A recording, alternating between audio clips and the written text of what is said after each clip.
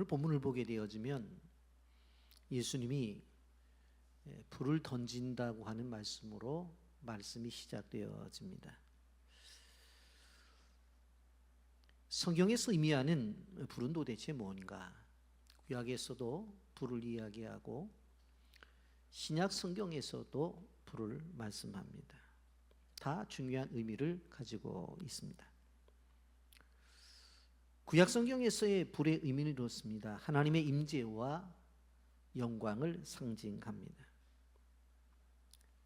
이런 모세가 호렙산에서 불타는 떨기 나무 가운데서 하나님의 음성을 들었는데 그것은 하나님의 거룩한 임재의 상징입니다. 그리고 이스라엘 백성들이 광야를 지나게 되어질 때에 구름기둥과 불기둥으로 그들을 보호하시고 인도하셨습니다. 분명 하나님의 임재죠. 그리고 구약에 제사를 드릴 때에 희생 제물을 태워서 드리잖아요. 그러면 무엇이 필요했어요? 불이 필요했던 것입니다. 구약 성경과는 달리 신약 성경에서 불의 의미는 성령을 상징합니다. 제자들이 성령을 받았을 때 그들의 머리 위에 불의 혀처럼 갈라지는 것이 나타났다. 그렇게 표현하죠. 믿는 자들에게 임하는 성령의 능력, 그것을 이야기할 때 불을 이야기합니다. 이렇게 성경을 보게 되어질 때 우리는 하나님의 임재와 영광 그리고 또 성령의 임재 등 다양한 의미를 가지고 우리에게 불을 말씀해 주는 것을 보게 되어집니다. 그렇다면 오늘 예수님이 말씀하시는 불의 의미는 도대체 뭔가? 먼저 생각할 것은 예수님이 불을 땅에 던지러 오셨다. 그렇게 말씀하죠. 49절에 내가 불을 땅에 던지러 왔노니 이 불이 이미 붙었으면 내가 무엇을 원하리요? 예수님이 세상에 내가 구원을 위해서 다른 사람을 구원시키러 오셨다 그렇게 말하지 않고 세상에 불을 던지러 왔다고 말씀하셨어요. 언뜻 들으면 오해스러운 그러한 말씀인 것을 볼 수가 있습니다. 그리고 세례 요한이 예수님을 소개하면서 뭐라고 말을 했어요? 성령과 불로 세례를 줄 뿐이다 그렇게 말을 했어요. 그래서 성령과 불을 동등한 위치에 놓은 거예요. 그런데 우리가 알아야 될 것은 불이 성령은 아니에요. 불이 성령은 아닌데 성령이 가지고 있는 속성 가운데 불같은 속성이 있다. 그걸 이야기하는 거예요. 누가복음 3장 16절에 보면 요한이 모든 사람에게 대답하여 이르되 나는 물로 너에게 세례를 베풀었거니와 나보다 능력이 많으시니가 오시나니 나는 그의 신발끈을 풀기도 감당하지 못하겠노라. 그는 성령과 불로 너에게 세례를 베풀 것이요. 그렇게 말을 했어요. 세례 요한이 뭐라고 말을 해요?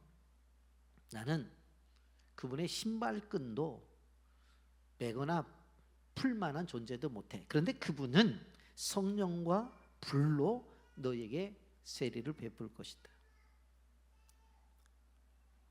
여러분 사도행전 2장에 보게 되어지면 성령의 임하는 사건에 대해서 불의 혀 같은 것들이 각 사람 위에 임했다고 말을 하죠. 사도행전 2장 3절에 마치 불의 혀처럼 갈라지는 것들이 그들에게 모여 각 사람 위에 하나씩 임하더니 그랬어요. 모여 있는 사람들이 있었는데 성령의 임재가 뭐예요? 한 사람 한 사람 한 사람 한 사람 각자에게 강하게 임했다고 그렇게 말씀해요. 성경에서 성령을 불로 비유한 것이 왜 그런가? 저는 가만히 묵상을 하면서 한 4가지의 특성을 한번 생각을 해봐. 첫째, 불은 무엇이든지 태우는 능력이 있어요. 여러분 불에 타면 흔적이 없이 사라지잖아요. 홍수가 나간 지역에는 물론 많은 것들이 사라지지만 그래도 흔적이 남잖아요.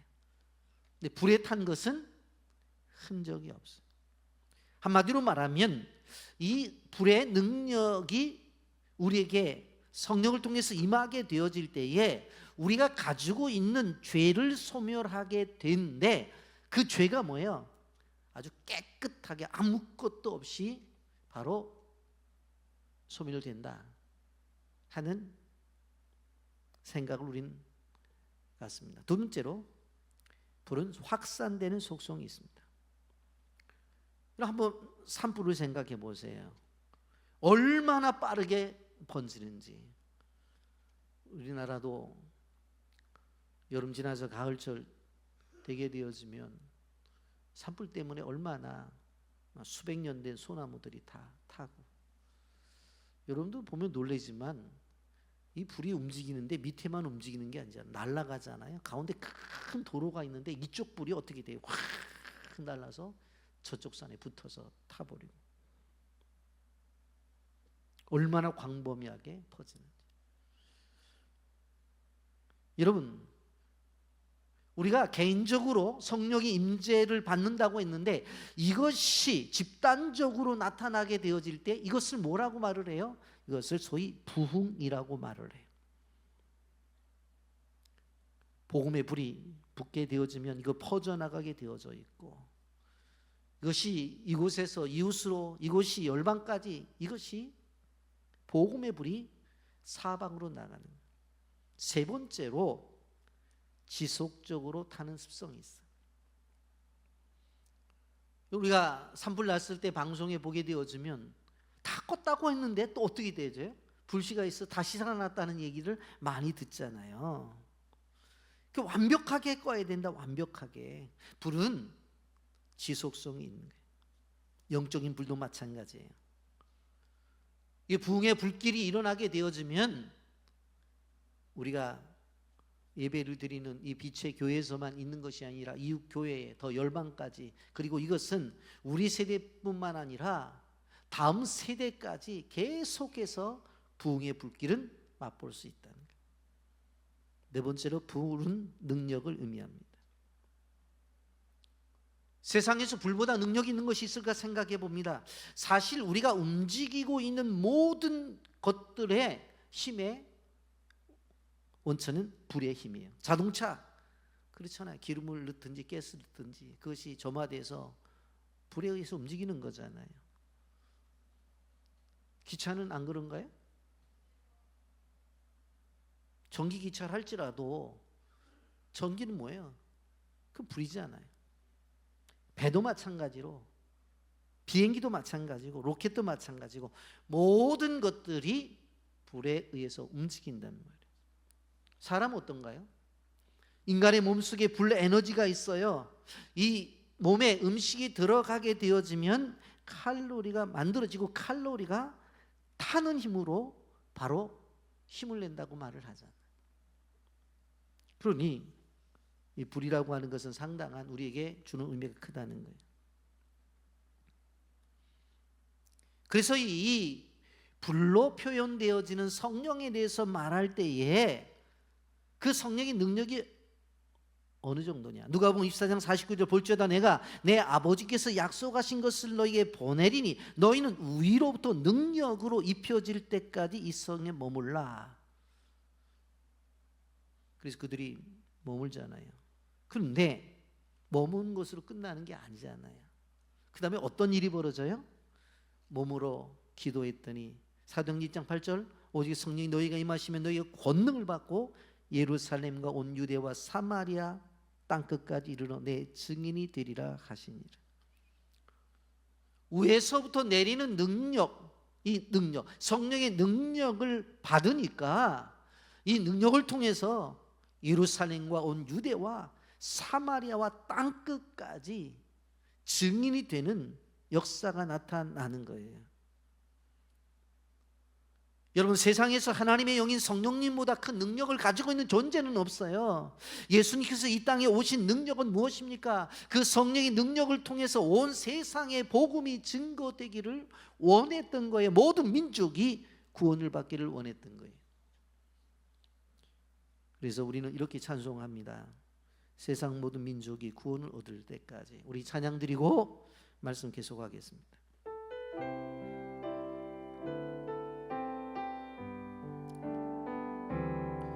세상 모든 민족이 구원을 얻기까지 쉬지 않으시는 하나님, 주의 심장 가지고 우리 이제 일어나 주 따르게 하소서.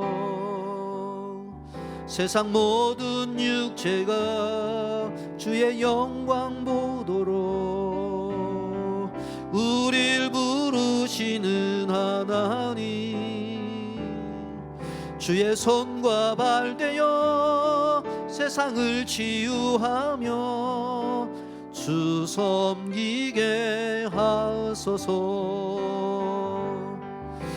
물이 바다 덮음같이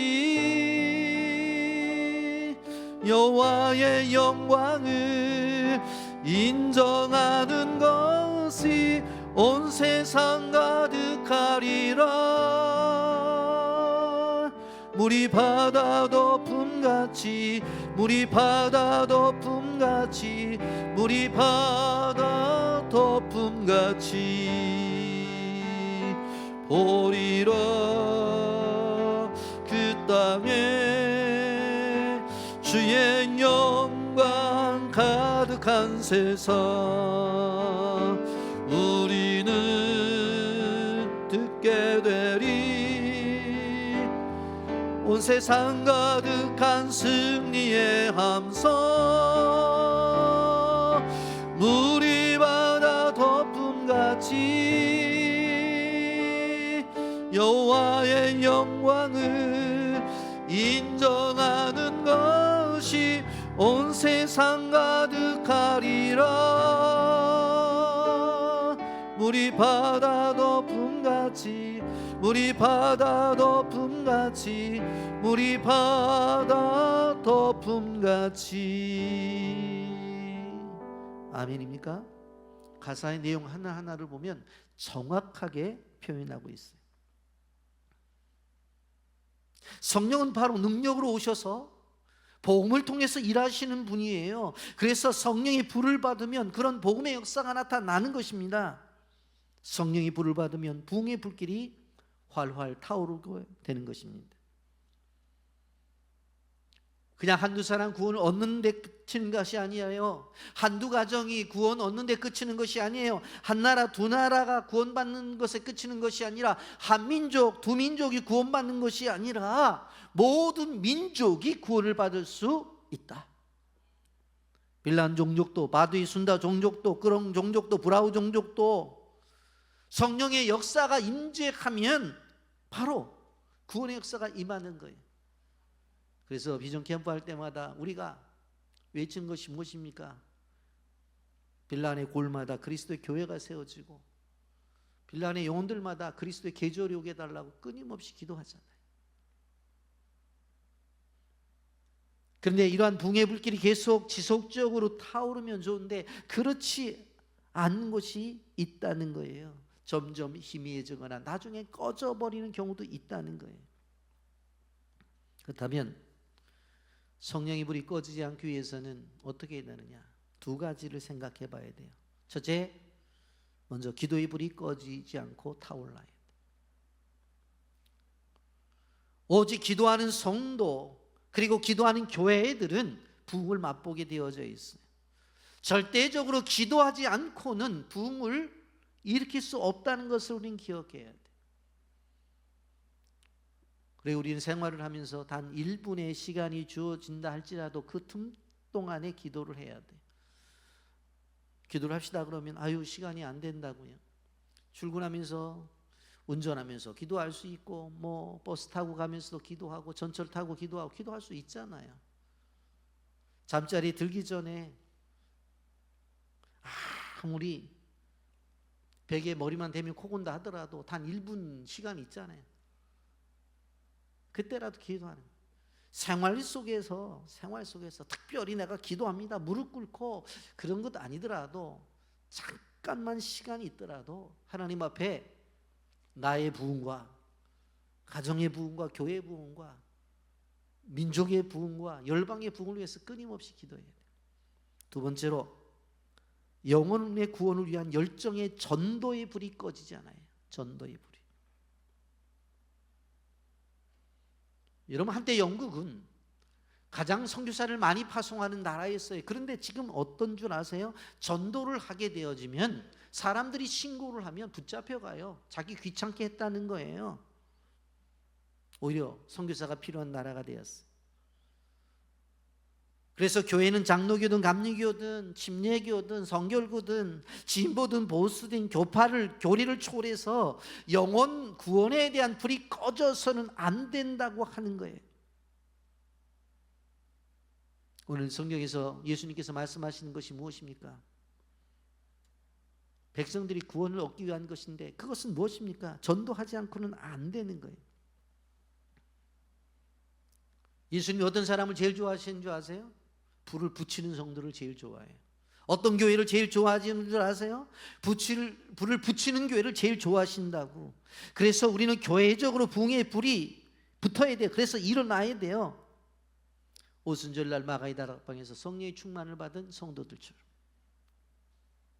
근데 이런 일을 진행함에 있어서 두 번째로 보면 예수님이 뭐라고 말해요? 나에게 받을 세례가 있다, 그렇게 말씀합니다.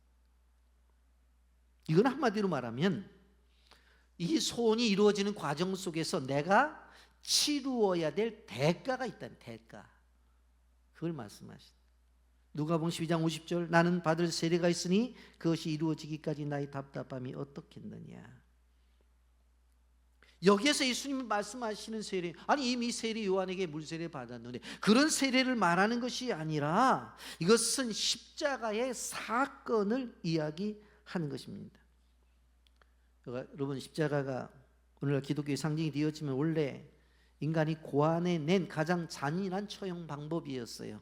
그래서 건강한 사람들도 십자가에 죽을 때는 2, 3일이 걸려 고통을 당하다가 죽었다고요. 그런데 예수님은 너무나 많은 채찍질과 고통, 고난, 피를 흘려서 6시간 만에 십자가에 죽으셔요. 그 죽음 속에는 뭐가 있어요? 대속이 있잖아요. 대속이. 이사야 53장 6절에 이렇게 말합니다. 우리는 다 양 같아서 그릇 행하여 각기 제 길로 갔거늘 여호와께서는 우리 모두의 죄악을 그에게 담당시키셨도다. 우리는 말 안 듣는 양처럼 다 흩어졌어요. 제 길로 갔대. 이 제 길이 뭐 죄악길이에요. 그 죄를 예수님이 다 담당하고 십자가에 죽으셨어요. 십자가. 이걸 바로 예수님은 세례라고 표현을 하는 거예요. 고린도후서 5장 21절, 하나님의 죄를 알지도 못하신 이를 우리를 대신하여 죄로 삼으신 것은 우리로 하여금 그 안에서 하나님의 의가 되게 하려 하심이라. 아니, 예수님 죄를 알지도 못해, 짓지도 않으셨어. 그런데 우리의 죄를 다 그에게 맡겨서 십자가에 죽게 하셨다는 이야기입니다. 갈라디아서 3장 13절에 그리스도께서 우리를 위하여 저주를 받은 바 되사 율법의 저주에서 우리를 속량하셨으니 기록된 바 나무에 달린 자마다 저주 아래에 있는 자라 하였습니다. 여러분, 이런 성경 구절은요 신구약 성경에 보면 너무나도 많아요. 십자가라는 고난이에요. 십자가라는 건 고통이에요. 그런데 예수님은 이러한 십자가를 자신이 감당하겠다는, 왜? 우리의 구원을 위해서. 49절 50절 보세요. 내가 불을 땅에 던지러 왔노니 이 불이 이미 붙었으면 내가 무엇을 원하리요? 나는 받을 세례가 있으니 그것이 이루어지기까지 나의 답답함이 어떠하겠느냐. 예수님의 소원은 무엇입니까? 우리의 구원을 원하는 거예요. 그러기 위해서는 무엇이 있습니까? 십자가의 고난, 그걸 감당하시겠다고 하는 것입니다. 그러면서 우리에게 하나의 중요한 말씀을 하세요. 그것이 무엇인가 하면 우리의 고정관념을 깨트리기 위해서 역설적인 화법을 쓰십니다. 누가복음 10장 51절, 우리 다 같이 읽어보겠습니다. 시작. 내가 세상에 화평을 주려 온 줄로 아느냐? 내가 너희에게 이르노니 아니라 도리어 분쟁하게 하려 함이로라. 아니, 예수님이 화평을 주러 온 것이 아니라 분쟁을 일으키려고 오셨대. 여러분 어떻게 생각하세요? 예수님이 평화를 주러 오신 것 같아요? 분열을 일으키러 오신 것 같아요? 여기 이 말씀 무슨 얘기냐면 예수님은 거짓 평화를 주러 오신 분이 아니라는 뜻으로 이렇게 설명한 거예요. 예수님은 거짓 평화를 주러 오신 것이 아니에요. 참 평화고 영원한 평화를 주시기 위해서 온 것이지 거짓 평화를 주기 위해서 오신 분이 아니에요. 여러분, 복음을 전하게 되어지면 두 가지 종류의 사람이 나타나죠. 하나는 듣고 믿는 사람과 하나는 듣고 믿지 않는 사람이에요. 이 두 종류의 사람들은 물과 기름과 같아서 섞일 수가 없어요. 가치관도 다르죠. 삶의 의미와 목적도 다르죠. 비전도 달라요. 그래서 그 사이 속에서는 늘 영적인 전쟁이 있어요. 그래서 예수님 뭐라고 말씀하셨냐면 이것이 가장 가까운 가정 안에서 분열과 분쟁과 갈등이 일어날 수 있다. 그런데 이것은 바로 영원한 생명을 얻기 위한 하나의 과정이다. 이것을 설명하는 거예요. 분명코 분열과 분쟁이 있거든. 그런데 그것은 단순한 것이 아니라 영원한 생명을 얻기 위해서 나타나는 과정이라는 거예요. 누가복음 12장 52절 53절 보세요. 이후부터 한 집에 5사람이 있어 분쟁하되 셋이 둘과 둘이 셋과 하리니 아버지와 아들과 아들이 아버지와 어머니와 딸과 딸이 어머니와 시어머니가 며느리와 며느리가 시어머니와 분쟁하리라. 여러분, 복음이 가정에 들어가 보면 가족 안에서부터 갈등과 박해가 온다는 거예요. 가장 가까운 사람이 힘들게 해요. 여러분, 이제 우리 추석 때가 다가옵니다만은 아니 제사 드린다고 하잖아요. 근데 내가 예수 믿기 시작하니까 저 제사는 우상숭배야, 드리면 안 돼. 그래서 가족 간에 문제가 생기잖아요. 하지 말자고. 여태까지 왜 하다가 가만히 있냐고. 하더라도 나는 참석하지 않겠다고. 그러면 야, 음식은 누가 하냐? 거기부터 갈등 부자가 나오는 거잖아요. 여러분, 신앙 때문에 싸움과 분열은 영적인 싸움이에요. 이것은 인내해야 돼요. 싸움이 힘들다고 포기하게 되면 하나님의 뜻이 아니에요. 불신자들에게 항복한다는 것은 착한 사람이 아니에요. 그것은 복음이 전파되는 과정이기 때문에 우리가 이겨내야 되는 것이에요. 여러분, 집안에 믿지 않는 남편과 함께 사시는 분들 계시죠? 그러면서 얼마나 힘들어해요. 그래서 남편과 서로 간에 자기가 믿는 거 믿고 나 교회 가는 거 그냥 그것만 아무 말 하지 않으면 아유 그것만 해도 할렐루야, 그렇게 생각할 수 있어요. 그런데 하나님을 믿는 사람들은 영적인 파수꾼이에요. 그 집안을 지키는 영적인 파수꾼이에요. 파수꾼은 다른 사람이 잠잔다고 해서 잠을 자서도 안 돼요. 혼자라도 깨어서 바로 그 가정을 지켜야 돼요. 여러분, 만약에 가정의 평화를 위해서 믿지 않는 남편과 타협하고 믿지 않는 아내와 타협하고 부모님과 타협하고 시부모님에게 타협하고 시끄러우니까 그랬어요. 근데 여러분, 이 세상을 살아갈 때에 평화롭잖아요. 근데 그것은 거짓 평화라니까는요. 근데 여러분들 아셔야 되는 것이 무엇인가 하면 그렇게 타협하고 세상을 살아갔을 때에 그들이 지옥 문 앞에 갔었을 때에 우리를 향해서 원망한다는 걸 알아야 돼요. 어떻게 너는 그렇게 우리 집 며느리로 들어와서 그렇게 오래 나랑 관계를 맺으면서 어떻게 예수 믿으라고 그렇게 말 한마디를 제대로 안 했느냐. 원망 들어요. 원망 들어요. 아니, 당신은 도대체 나랑 애 낳고 살면서 그렇게 한 이불 속에 살았는데, 아니 교회도 안 나가고 그러는 거를 당신 믿을 거 믿고 나 믿을 거 믿으라고, 그래서 이렇게 당신은 천당 가고 나는 지옥 가냐고. 원망 듣는다니까. 원망.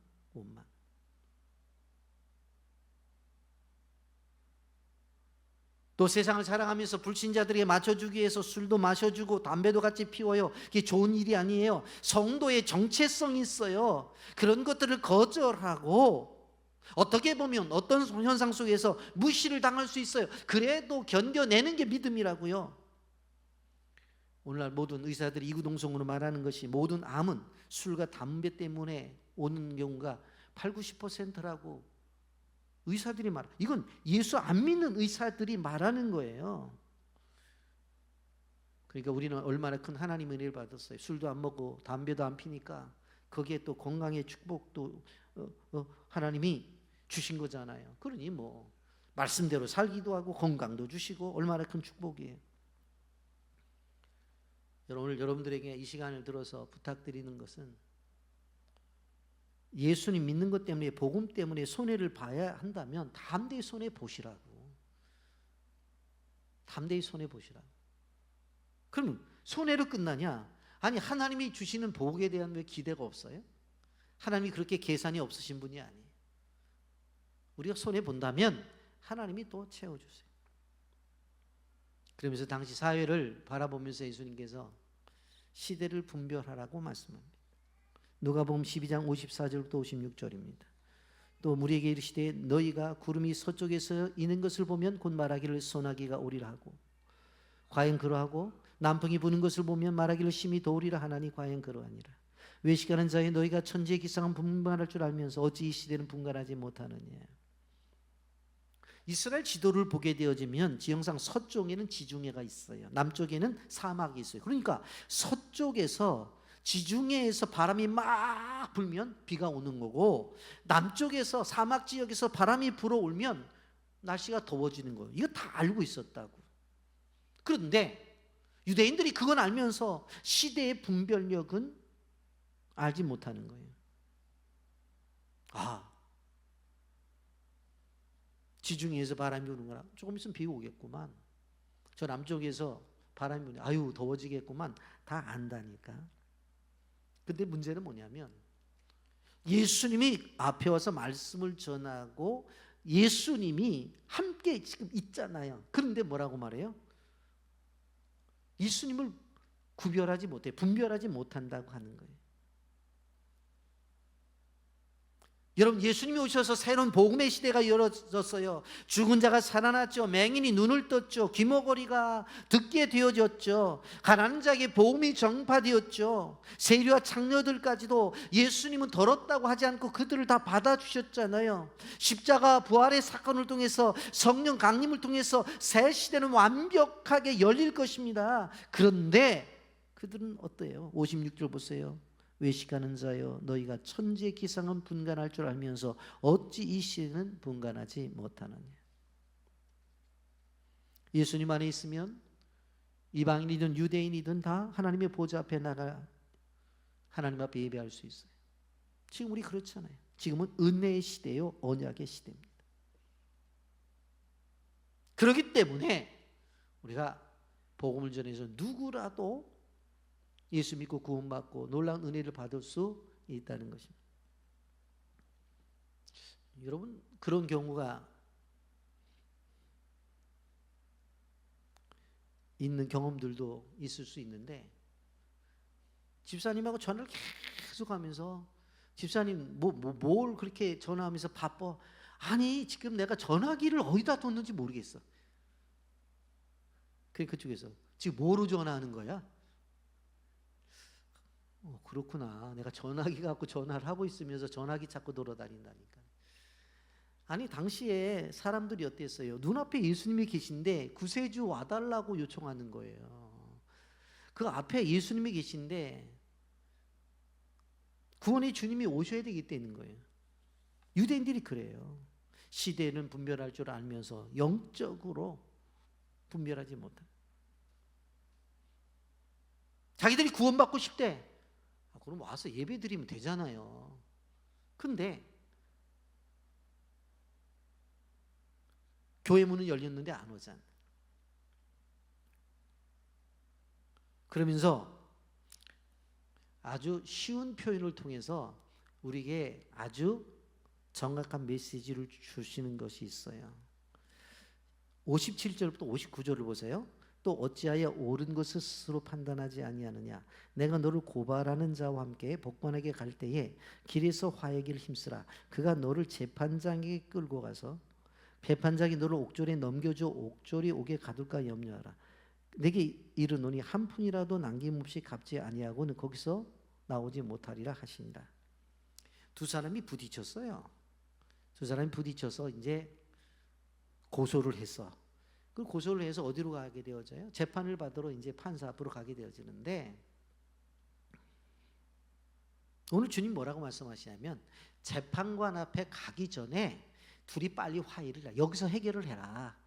그럼 끝날 건데 왜 재판관 앞에 가서 재판관의 이야기를 듣고 A라는 사람이든 B라는 사람이든 누가 잘못했다고 뭐 벌금을 때리든 아니 감옥에 갇힌, 여기 보면 옥에 가둘까 염려하라고 그랬잖아요. 왜 거기까지 가? 지금 다 해결을 해. 지금 다 해결을 해. 그렇게 말씀하시는 거예요. 이 얘기가 무슨 얘기냐면 주님의 심판대 앞에 가게 되어지면 지옥이냐 천국이냐의 결정권은 우리에게 있는 게 아니라니까. 재판관이신 하나님에게 있는 거예요.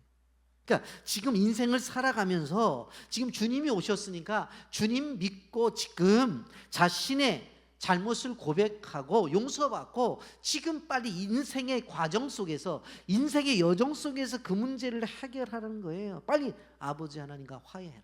여러분, 죽어서는 기회가 없습니다. 우리의 구원은 살아있을 때의 구원의 기회가 주어진 것이지 죽은 다음에 구원의 기회는 없어요. 여러분, 그러니까 끝까지 가기 전에 그 안에 인생의 길에서 해결을 하라. 재판장 앞에 가서 재판을 받기 전에 둘이 문제를 해결해야 둘이 악수하고 끝나는 것이지, 재판관 앞에서 가면 벌금을 받더니 감옥에 가더니 그때는 어쩔 수가 없어. 그 얘기를 하시는 거예요. 여러분, 누가복음 16장 부사로와 나사로의 이야기 한번 잘 보세요. 나사로는 죽어서 천국에 갔고 부자는 지옥에 갔는데, 보니까 거지 나사로는 어디 있어요? 아브라함 품에 있고 천국에 있고 부자는 지옥에 있단 말이에요. 목이 너무 말라. 그래서 뭐라고 요청을 해요? 누가복음 16장 24절 불러 이르되 아버지 아브라함이여 나를 긍휼히 여기사 나사로를 보내어 그 손가락 끝에 물을 찍어 내 혀를 서늘하게 하소서. 내가 이 불꽃 가운데 괴로워하나이다. 아니, 아브라함 품에 있는 나사로가 있으니까 나 일어나서 거기 가겠다고 그 말을 못한다니까. 못해요. 그리고 하나 요청한 것이 무엇이었어요? 나사로가 그렇게 아브라함 품에 있으니까 나한테 보내서 내가 너무 목이 마르니까 그 시원한 물 하나 찍어서 내 목을 서늘하게 해달라고. 그때 아브라함이 뭐라고 대답해요? 누가복음 16장 26절 그뿐 아니라 너희와 우리 사이에 큰 구렁텅이가 놓여 있어 여기서 너희에게 건너가고자 하되 갈 수 없고 거기서 우리에게 건너올 수도 없게 하였느니라. 그때는 끝난 거예요. 그때는 갈 수도 없고 올 수도 있고 아무 안 돼요. 물 한 컵 가지고 가서 대접할 수도 없는 장소가 된다는 거예요. 여러분, 지옥이냐 천국이냐 하는 것은 이 땅에 있을 때 결정되는 것이지 죽은 다음에는 옮길 수가 없어요. 바꿀 수가 없다니까. 이 땅에 있을 때 해결해야 되는 거예요. 그래서 부탁합니다. 오늘 말씀 듣고서 단단히 마음을 가지고 집안에 예수 안 믿는 사람 있으면 가서 웃으면서 그래요. 예수 믿읍시다. 좋게 말할 때 믿읍시다. 에? 아버지 같이 천국 가자고요. 어머니 같이 천국 가자고요. 당신 나랑 결혼해서 내가 정말 결혼 잘했다고 생각하는데 한 가지만 더 소원 들어줘. 뭔데? 나랑 같이 교회 갑시다. 그래야 된다는 거예요. 내가 얘기했잖아요. 나중에 지옥문 앞에서 어떻게 당신이 이룰 수 있냐고 얼마나 원망을 할지 몰라요. 이렇게 놔뒀냐고. 죽으면 그때는 늦은 거예요. 죽으면 그때는 끝난 거예요. 끝난 거예요. 인생의 여정 가운데서 다 해결을 해야 돼요. 제가 부탁합니다. 오늘 해결하세요. 빨리 해결을 해야 돼요. 멀리 있으면 전화라도 하고 해결을 해야 돼요. 죽으면 끝나요. 말씀을 정리합니다. 예수님의 복음만이 우리를 살립니다. 근데 그 복음이 뭐라고 그랬어요? 불 같다고 그랬잖아요. 타서 죄를 없애기도 하고, 내가 가지고 있는 내 속에 있는 불이 이게 홀홀 타올라서 저 열방까지 그냥 이 불이 타오를 수도 있고, 그리고 나는 연약해서 조용히 예수 믿는 것 같은데, 꺼진 것 같았는데 어느 날 이 불씨가 또 타오를 수도 있는 거고, 그런 거예요. 우리는 성령의 시대를 살아가고 있어요. 근데 그 성령은 능력이라고 그랬어요. 힘이라고 그랬어요. 여러분, 부흥의 불이 꺼져가고 있다고 한다면 부흥의 불길을 일으키시를 바랍니다. 믿음이 식어진 분이 계시다면 다시 한번 불같은 성령의 능력을 체험하시기를 바랍니다. 예수님은 불을 던지러 오셨다고 그랬어요. 아셔요. 예수님은 분명코 가족끼리 불협화음이 있을 수 있다. 그러나 그는 과정 속에 있는 것이지 나중에 끝에는 온 가족이 모여서 함께 찬송하고 예배하는 그때가 올 것이다. 이러한 놀라운 축복이 우리 모두에게 있기를 예수님의 이름으로 축복합니다. 아멘.